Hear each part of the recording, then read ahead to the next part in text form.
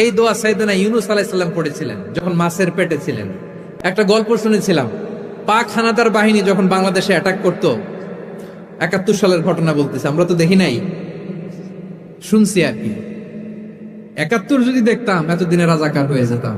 আল্লাহ আমাদেরকে বাঁচাই দিছে, আল্লাহর মেহেরবানি, ঠিক কিনা বলেন? মন মতো হইলে মুক্তিযোদ্ধা, মন মতো না হইলে রাজাকার।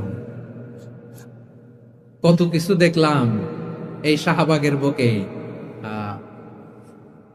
আল্লাহ, ৭১ সালে দেখি নাই, আমরা শুনেছি পাক হানাদার বাহিনী জিজ্ঞেস করত মুসলিম না অমুসলিম চেক করার জন্য, বলতো কালেমা বল, কালেমা বাতাও।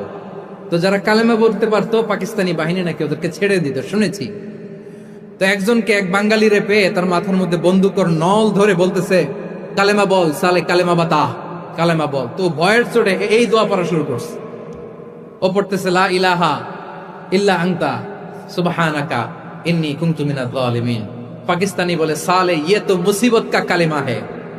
বাঙালি কয় হাম তো ভি মুসিবত মে হ্যাঁ। পাকিস্তানি বলে বেটা কোন দোয়া বললি, এটা তো মুসিবতের কালেমা। কয় আমিও তো মুসিবতে আছি, আমার মাথার মধ্যে বন্দুক ধরে তুমি আমার কালেমা জিজ্ঞেস করো, এখন কোনটা কালিমা আর কোনটা কি দোয়া, আমার হুশ আছে নাকি?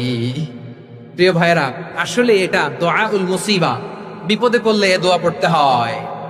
লা ইলাহা ইল্লা আনতা সুবহানাকা ইন্নী কুনতু মিনাজ জালিমিন। এটা পড়বেন আপনারা।